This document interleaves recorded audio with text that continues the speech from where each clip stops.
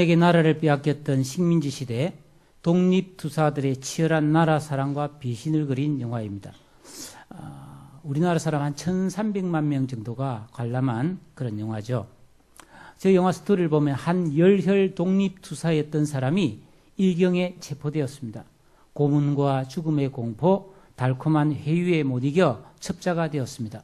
그 사람은 상해 임시정부 주석이었던 김구 선생의 신임을 받는 임시정부 경무국 대장 염석진이었습니다. 이 사람으로 인해 독립투사들의 많은 정보가 탄로나서 수많은 독립군들이 체포되거나 암살되었습니다.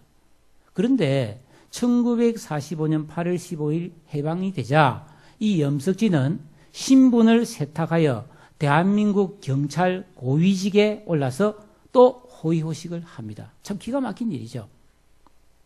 그러나 여러 가지 고발에 의해서 친일을 척결하는 재판이 열렸지만 교묘하게 빠져나왔습니다. 그렇지만 이 매국노의 실체를 다 알고 있는 생존 피해자들에 의해서 결국은 심판을 받고 저렇게 죽음을 당하죠. 여러분, 이 영화를 보면서 제가 보여드린 중요한 장면은 이겁니다. 그 인간이 총을 맞고 죽어가면서 뭐라고 했죠? 왜 배신했느냐? 몰랐어 그랬다. 해방될 줄 몰랐다는 겁니다. 만약에 해방될 줄 알았다면 절대 배신하지 않고 끝까지 독립투사로 살았을 것이고 해방이 되었을 때 존귀한 인생이 되었겠죠. 저는 이 영화를 보면서 너무 마음이 아팠습니다. 여러분, 인간의 한계가 뭡니까? 모른다는 거예요. 많은 사람들이 알아야 될 것을 모르고 삽니다. 길과 진리와 생명이 무엇인지를 모릅니다. 하나님의 뜻을 모르고 삽니다. 여러분, 형편과 상관없이 바르게 산다는 것, 힘들고 어려워도 좋은 신앙으로 살아내는 것은 결코 쉽지 않은 삶입니다. 죄 많은 이 세상에서 바르고 좋은 삶을 살려면 시대의 흐름을 역행하면서 고생을 각오해야 합니다. 손해보며 고통을 감내하며 살아야 되기 때문에 바르게 사는 것은 어렵습니다. 우리나라 역사를 봐도 1910년에 경술국치, 즉 한일 합방으로 국권을 빼앗겼습니다. 그러자 수많은 지식인 관료 그리고 일반 국민들이 일본에 항거하면서 독립운동에 투신했었죠. 여러분, 1919년 3월 1일에 3.1 독립 만세 사건이 일어났는데 지금 우리나라에서 하고 있는 이 촛불 시위와는 비교가 안 되었습니다.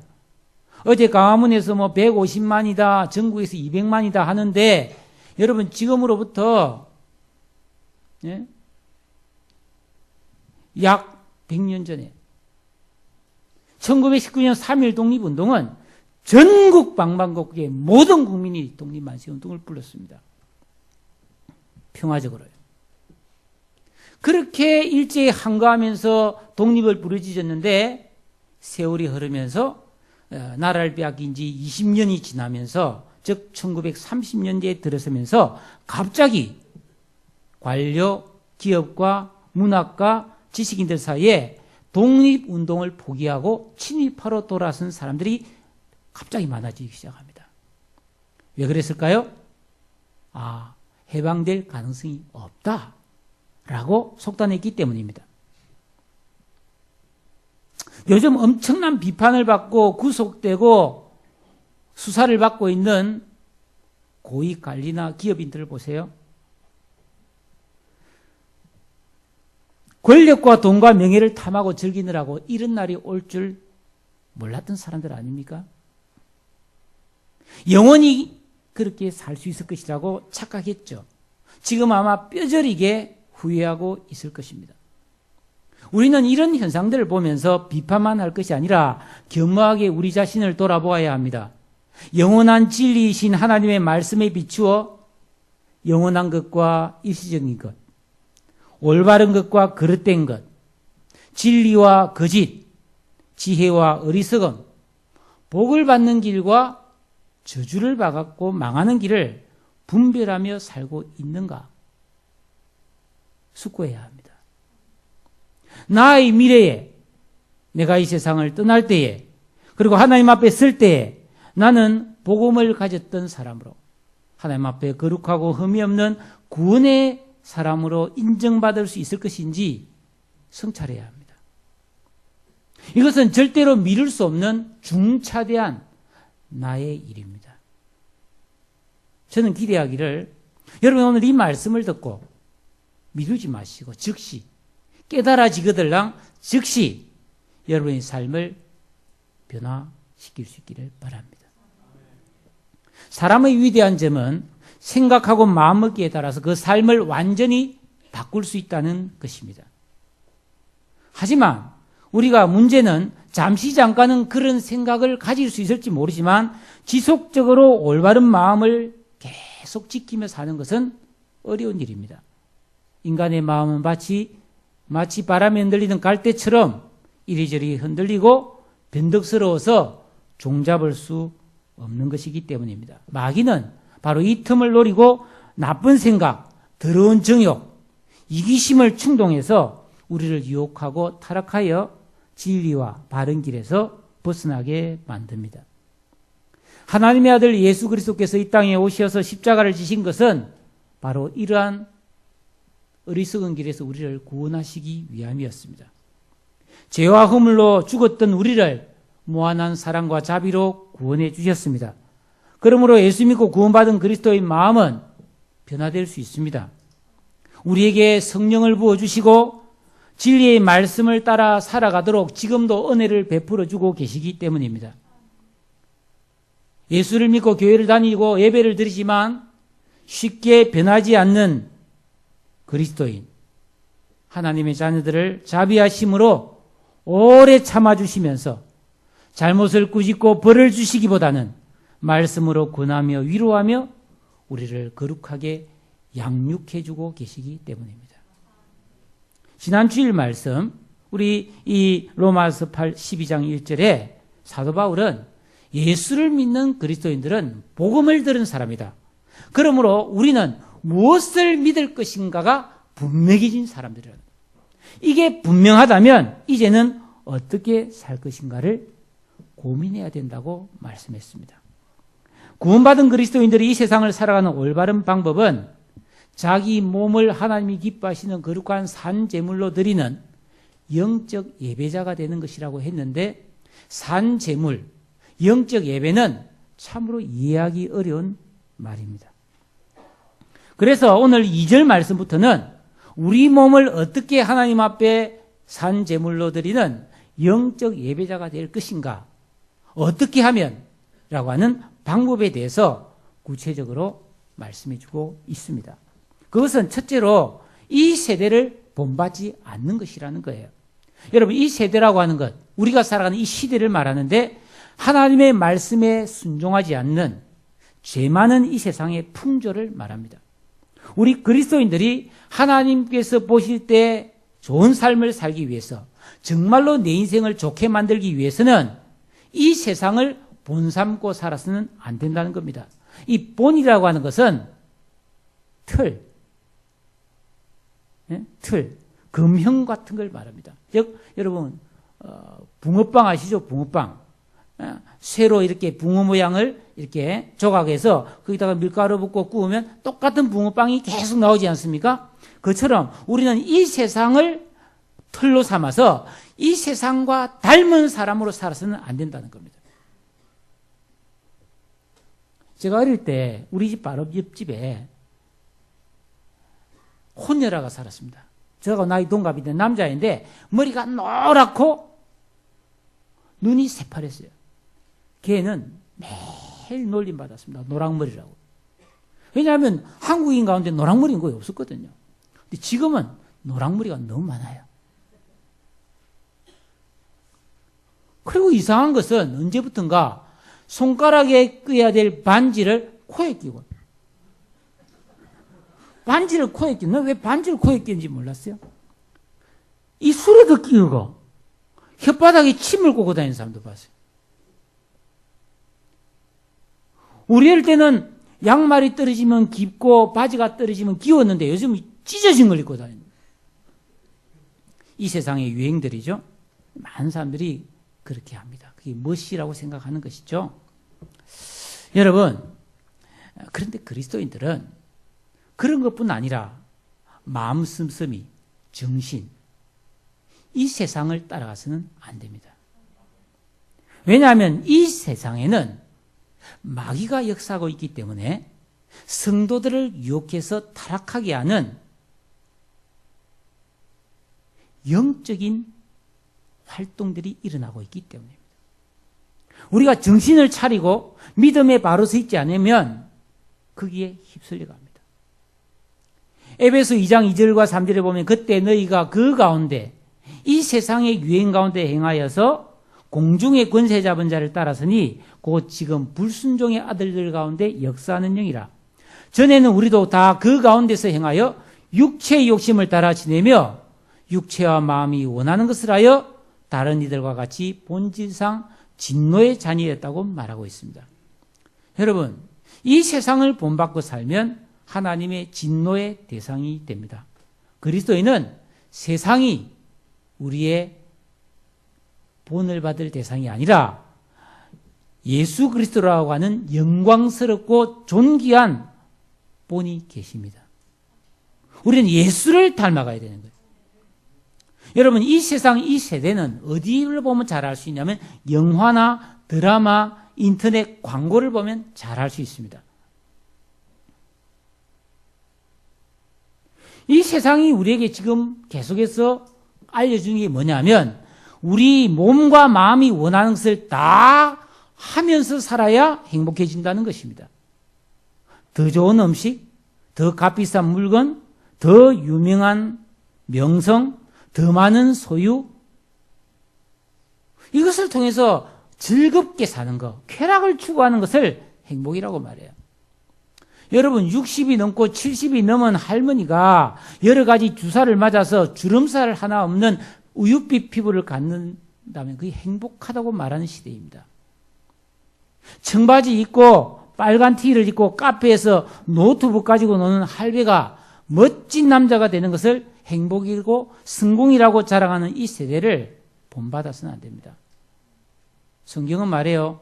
세월을 아끼라 때가 악하니라. 여러분, 솔직히 한 70, 80 먹은 할머니나 할아버지가 주름살이 없고 팽팽하면서 피부가 뽀얗면은 그게 무서운 거지 예쁜 게 아닙니다. 그렇잖아요? 자연스럽죠. 그래서 주름이 좀 자글자글하고 이게 예쁜 거죠, 사실은. 나이가 들었으면. 미안합니다.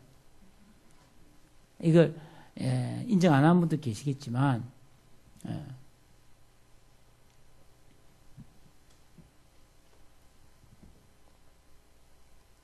이 세대를 본받지 마라. 이 세대를 따라가기 시작하면 절대로 하나님 뜻대로 살 수 없습니다.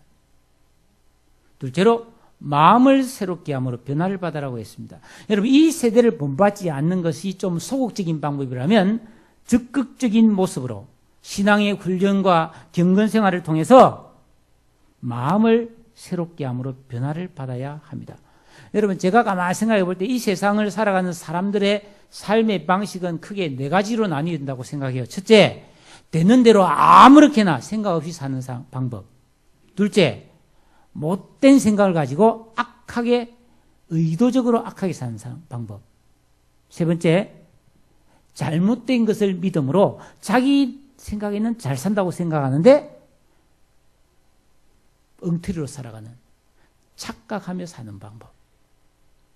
네 번째, 진리를 믿고 그 진리를 따라 살아가는 방법이 있습니다. 예수 그리스도를 믿는 그리스도인들은 이 네 번째, 진리를 따라 바른, 영원히 올바른 삶을 살도록 변화를 받아야 합니다. 우리 그리스도인들은 하나님께서 죄인인 우리를 불렀어요. 죄를 깨끗이 용서해 주셨을 뿐 아니라 의인이라고 칭해 주셨어요. 그러면 우리는 하나님의 그 기대에 맞게 의로운 삶을 살아야만 합니다. 어떻게 하면 가능할까요? 먼저 마음이 바뀌어야 합니다. 근데 여러분, 우리 마음이 쉽게 바뀝니까? 잘 안 바뀝니다. 말 안 듣는 자녀들 고치기 어렵습니다. 잘못된 방식으로 살아가는 사람을 타일러서 올바른 방법으로 살게 만드는 것은 불가능합니다. 말 안 듣습니다. 자기가 잘못됐다고 생각하면서 알고 있으면서도 체면 때문에 고집으로 안 바꾼 사람이 많습니다.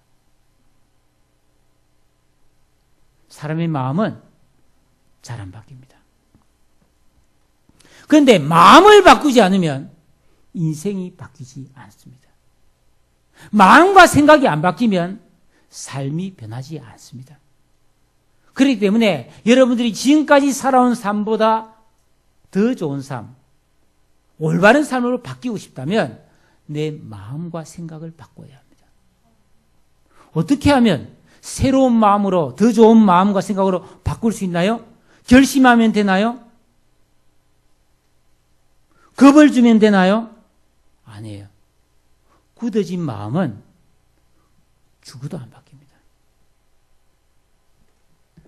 성경 말씀 오늘 로마서 12장 2절을 봤는데 1절에 보면 너희 몸을 하나님이 기뻐하시는 거룩한 산 제물로 드리라고 1절에서는 몸을 강조했는데 2절에서는 오직 마음을 새롭게 함으로라고 마음을 강조하고 있습니다. 여러분 우리가 살아있는 이 몸뚱아리가 바르게 살기 위해서는 마음이 먼저 새롭게 변해야 될 것을 강조하고 있는 것이죠.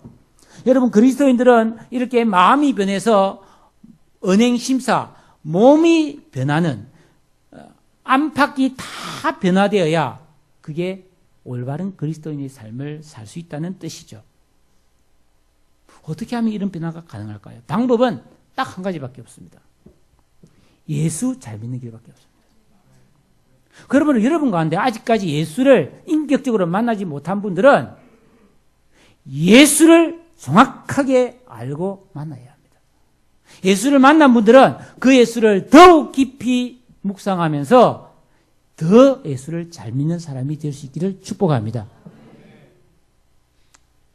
예수를 믿음으로 마음과 영이 새롭게 될 수 있고 마음과 영이 새롭게 되면 예수 그리고 하나님 주신 이 진리의 말씀을 소중하게 여기는 사람이 될 수 있습니다.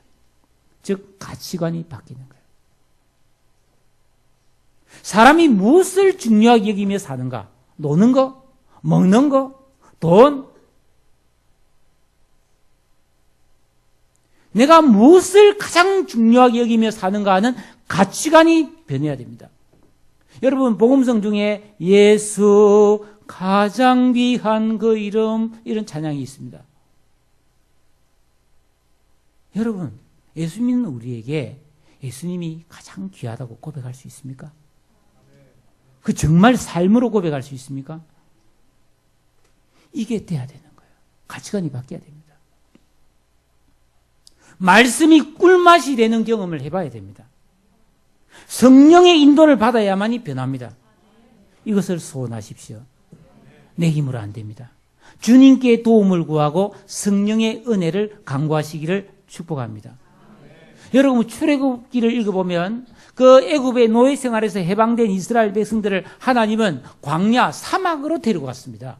왜 하나님께서 사랑하는 사람들을 사막으로 데려가셨을까요? 그곳에는 볼 것이 아무것도 없어요. 황량한 사막이니까 그곳에서 하나님만 바라보는 하나님의 음성만을 기다리는 훈련을 하신 곳이었어요. 여러분 우리 주위에 보이는 것이 너무 많습니다. 여러분이 들고 다니는 애지중지 분신처럼 들고 다니는 핸드폰 그 핸드폰 안에는 너무나 볼 것이 많습니다. 그 요물이 요물. 그 안에는요 전 세계 곳곳에서 일어난 일부터 시작해서 뭐 별의별 것이 다 들어있어요. 저는 이 스마트폰 저도 사용하지만 이게 저주받을 물건이에요. 그걸 바라보느라고 가족도 보지 않고 하늘도 안 보고 땅도 안 보고요. 길 갈 때 보면 그거 보고 걸어가는 아이들 어른이 얼마나 많습니까?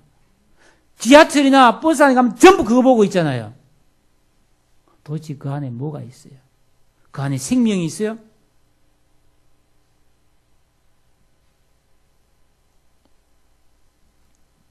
출애굽 40년 동안 이스라엘 백성들은 오직 하나님만 바라보도록 훈련을 받았습니다. 그들은 애굽에서 노예 생활하면서 뭘 봤어요? 애굽에서 노예 생활하면서 애굽 사람들이 자랑하는 화려함을 보았습니다. 우상을 보았습니다. 사치와 방탕을 보았습니다. 그리고 그들은 너무나 좋지 않은 경험을 거기서 많이 했어요. 학대와 착취, 비참함을 경험했거든요. 바로 우리들의 앱모습이에요. 여러분, 우리가 TV나 이런 영화를 보면서 이 세상의 화려함을 너무 많이 봤어요.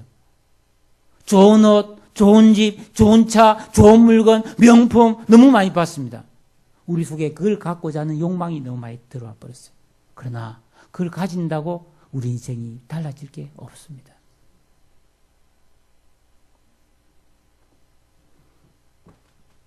이스라엘 백성들이 광야에서 40년 동안 하나님만 바라보는 훈련을 했을 때 그들은 비로소 가나안, 젖과 꿀이 흐르는 가나안 땅을 차지할 수 있었습니다.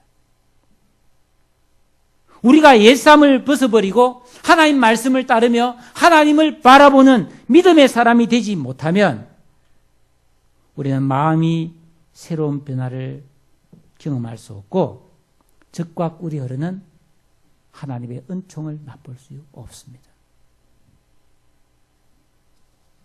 하나님 바라보는, 온전히 하나님을 바라보는, 그래서 마음이 새롭게 되는 변화를 받아야 내 삶이 평안과 기쁨으로 채워지는 하나님의 나라를 맛볼 수 있습니다. 세 번째로 하나님의 선하시고 기뻐하시고 온전하신 뜻이 무엇인지 분별하는 삶을 살라고 했습니다. 여러분, 사도 바울은 단순히 그리스도인들은 하나님의 뜻대로 살아라고 말하지 않고요. 하나님의 선하시고 기뻐하시고 온전하신 뜻을 분별해야 된다고 말하고 있습니다. 여러분, 우리 그리스도인들의 삶이 정말로 하나님이 기뻐하시는 삶이 되고 하나님이 기대하시는 좋은 삶을 살려면 진짜 하나님의 뜻을 알아야 된다는 겁니다. 진짜 하나님의 뜻. 여러분, 바른 믿음이 없으면 자기가 원하는 것, 자기가 생각한 것을 하나님 뜻이라고 오해하기가 쉽습니다. 어떤 총각이요, 마음에 딱 드는 아가씨 있으면 찾아가서 결혼해 주십시오. 기도해 보니까 하나님의 뜻 같습니다. 그렇게 말한 거 많았어요. 새로운 사업을 시작하거나 어떠한 중요한 결정을 내려야 될 때 잠깐 기도 좀 해놓고 하나님의 뜻이라고 확신합니다. 착각입니다. 저는 그런 사람 많이 봤어요.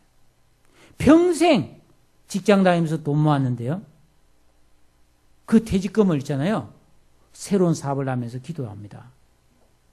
하나님의 뜻이라는 확신이 왔습니다. 그런데 투자했는데 쫄딱 망하고 사기당한 경우를 여러 번 봤습니다. 그건 하나님 뜻이 아니었습니다. 자기 욕심이었습니다. 제 나이 또래에는 교회를 잘 다니고 은혜를 좀 많이 받으면 이상하게 회사 일이 하기 싫고 세상 사는 게 힘들어져서 그냥 신학교 가는 것이 하나님 뜻이라고 생각하는 사람 많았습니다. 저도 그 때문에 3년 동안 참 힘들게 기도했던 사람이에요. 어떻게 해야 올바른 하나님의 뜻을 분별할 수 있을까요? 천사가 나타나서 말해주면 됩니까? 그런 일은 잘 없습니다. 우리 귀에 천둥 같은 음성으로 너는 이 사업을 해라, 너는 이 길을 가라라고 음성이 들려주면 그게 하나님 뜻일까요? 그런 경우는 거의 없습니다. 올바른 방법은, 성경이 제시하는 방법은 우리가 성경 말씀을 계속해서 읽고 묵상하면서 기도하는 길입니다. 그걸 통해서 우리의 이성, 이 지각을 사용해서 하나님의 뜻을 분별해내야 됩니다. 그때 분별하는 기준이 이것입니다. 하나님의 뜻은 첫째, 선합니다. 선해. 예. 하나님의 뜻이 깨달아졌는데 그 뜻을 행한다고 하면서 악한 방법, 부정한 방식으로 절대로 살 수 없습니다. 왜냐하면 하나님께는 조금도 불의가 없으시기 때문에. 비겁하고 불법하고 거짓말하고 악을 행하는 것은 하나님 뜻일 수 없어요. 죄입니다. 또한 하나님 뜻에는 기뻐하심이 들어있습니다. 내가 행하고자 하는 어떤 말과 행동, 결정이 내 욕심과 이기심인지 아니면 하나님을 기쁘시게 하는 선한 동기인지 그 동기를 따져봐야 합니다. 그래서 하나님이 기뻐하신다 하는 확신이 있어야 합니다. 세 번째, 하나님의 뜻은 언제나 온전합니다. 허점이 없어요. 내가 하나님 뜻대로 그러므로 무엇을 한다고 한다면 대충 하거나 나태하면 안 되고 최선을 다해야 합니다. 왜냐하면 이 온전하다는 이 말이 헬라어 텔레이오스인데 목표를 달성하다 성숙하다는 의미를 갖고 있습니다. 적어도 우리가 하나님의 뜻이라는 것을 확신하려면 이 세 가지가 충족되어야 합니다. 이게 잣대입니다. 내가 하나님 뜻대로 산다고 할 때 적어도 이것이 선한 일인가, 하나님 기뻐하실 일인가, 온전한 것인가, 부작용이 없는가도 생각해야 됩니다. 이걸 분별해야 돼요. 이 세 가지 잣대를 가지고 분별하라는 겁니다. 여러분, 이 분별한다는 말은 연금술사가 순금과 순은을 얻기 위해서 불순물이나 찌꺼기를 제거하는 것을 말합니다. 그러니까 하나님 뜻은 정금 같은 것이에요. 불순물이 없어야 된다는 거예요. 우리가 바른 신앙인으로 바른 삶을 살려면 이 세상 풍조나 내 욕망과 고집과 이익과 편의를 위해서 살아서는 안 됩니다. 정말 하나님의 참 정금 같은 순금 같은 그 뜻을 찾아내기 위해서 과감하게 아닌 것을 버릴 줄 알아야 됩니다. 그것이 이익이 되고 나한테 명예가 온다 할지라도 내가 편해지는 일을 할지라도 그 안에 불의한 것이 들어있고 하나님이 기뻐하지 않은 것이 들어있으면 버릴 줄 알아야 됩니다. 포기해야 됩니다. 내 육체와 마음이 원하는 것을 하느라고 나태하고 게으르고 싶은 마음을 제거해야 됩니다. 원망하고 불평하고 고집스럽게 잘못된 것을 버리지 않는 삶을 내려놓아야 합니다. 그래야 우리 삶이 영적 예배가 되고 하나님이 받으시는 거룩한 산 제물이 되는데 이것은 노력으로는 안 됩니다. 힘써도 안 됩니다. 울어도 안 됩니다. 언제나 내 곁을 떠나지 않고 말씀과 사랑으로 나와 함께 하시는 임마누엘이신 하나님을 바라보고 의지해야 합니다. 그래서 성령을 주신 겁니다. 여러분, 항상 성령님을 의식하고 의지해야 됩니다. 그러면 분별할 힘을 주실 줄로 믿습니다. 영화 그 암살에 보면요, 거기에 아주 그 사악한 친일파 부자가 나옵니다. 그 사람이 죽으면서 뭐라는지 아세요? 왜 친일을 하냐? 총 맞고 죽으면서 물어보니까 뭐라 하는지 아세요? 잘 살려고. 그래야 집안도 세우고, 응? 나라에도 보탬이 되고. 착각입니다. 여러분, 잘못된 방식으로 자기를 세우고 가정을 세우고 나라를 세우면 그것은 모래 위에 세운 집이기 때문에 반드시 무너지게 된다는 거예요. 여러분, 성경 읽고 계시죠? 성경에 보면은 그 창세기 6장에 온 세상이 잘 살기에 급급해서 죄를 밥 먹듯 하던 시대에 의로운 사람 노아는 산 위에서 방주, 배를 만들었습니다. 사람들이 다 욕했습니다. 놀렸습니다. 75세에 하나님 말씀을 듣고 어디로 갈지도 모른 채 미지의 길을 떠난 아브람. 부귀영화보다는 고난이 있더라도 믿음을 택한 모세. 하나님을 두려워하여 범죄하지 않은 요셉. 어린 나이에 전쟁 포로로 끌려가서 왕이 주는 산의 진미 좋은 음식을 거부하고 물과 채소만 먹었던 다니엘. 그는 뜻을 정해서 기도하느라고 죽음을 무릅쓰던 사람이었습니다. 순교의 길을 묵묵히 걸어간 사도들과 수많은 선교사들. 우리나라도 2,000명이 넘는 선교자가 있었죠. 주기철 목사님, 손양원 목사님을 비롯해서 이름 없는 선교자들이 많습니다. 우리나라 전국 방방곡곡에 교회가 없는 마을이 거의 없는데 모든 교회는, 우리 교회를 포함해서 모든 교회에는 그 교회를 위해 눈물 뿌려 헌신하는 신실한 성도들이 있습니다. 여러분, 다녀보면 많은 교회가 있는데 그 교회, 어느 교회 하나 치고 성도들의 눈물과 땀이 들어있지 않은 교회는 없습니다. 우리 어머니 아버지 시대에는 모든 삶의 우선순위가 교회였고 가장 귀한 것은 하나님께 바쳤습니다. 어떻게 그럴 수 있었을까요? 그분들은 노아부터 시작해서 모든 신실한 그리스도인들은 자기 삶 속에서 하나님의 선하시고 기뻐하시고 온전하신 뜻이 무엇인지 분별하며 살았던 사람이었다는 것입니다. 왜 친일파가 생기고, 왜 변절자가 생기고, 왜 감옥에 가는 정치인과 기업가가 생깁니까? 하나님 뜻을 몰랐기 때문에, 자기 생각대로 살았기 때문입니다. 그러므로 이 세상을 살아가는 가장 좋은 방법은 하나님의 뜻을 분별하고 그 뜻대로 사는 것입니다. 여러분, 우리가 교회를 다니지만 하나님의 뜻을 분별하지 않고 자기 생각대로 산다면 우리의 마지막이 어떻게 될지는 아무도 모르는 거예요. 사랑하는 성도 여러분, 우리는 다 믿음이 부족하고 의지가 약합니다. 그래서 하나님께서 우리에게 말씀과 성령을 주시고 교회를 주셨습니다. 기도의 힘을 믿으십시오. 말씀의 능력을 믿으십시오. 약할 때 강함을 주신다고 했습니다. 하나님의 뜻을 분별하고 사는 것은 선택이 아니라 필수입니다.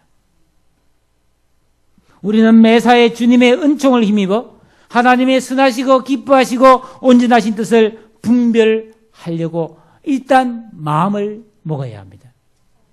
하나님은 절대로 우리를 책망하지 아니하시고 사랑과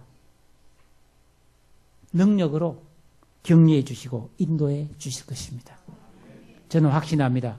우리가 하나님의 선하시고 기뻐하시고 온전하신 뜻을 분별하며 살아야 되겠다고 마음먹고 몸부림친다면 하나님은 틀림없이 그 뜻을 이루어 주실 줄로 믿습니다. 그래서 우리 삶이 참으로 올바른 삶이었다는 것을 내 생애에서 증명해 주실 것입니다. 그때 우리의 자신, 우리 가정, 내가 몸담은 직장과 모임이 바르게 세워질 수 있습니다. 우리 하나님은 전지전능하신 주님이시기 때문입니다. 사랑하는 성도 여러분, 분별하도록 하십시오. 생각 없이 살지 마십시오. 영원한 생명과 진리이신 하나님 말씀 분별하십시오. 잘 못하겠거든 기도하세요. 너희 중에 누구든지 지혜가 없거든 후히 주시고 꾸짖지 아니하시는 하나님께 구하라. 그래야면 주시리라. 기도하겠습니다. 하나님 말씀 생각하면서 기도합시다. 하나님, 주님 뜻을 분별하며 살기를 원합니다.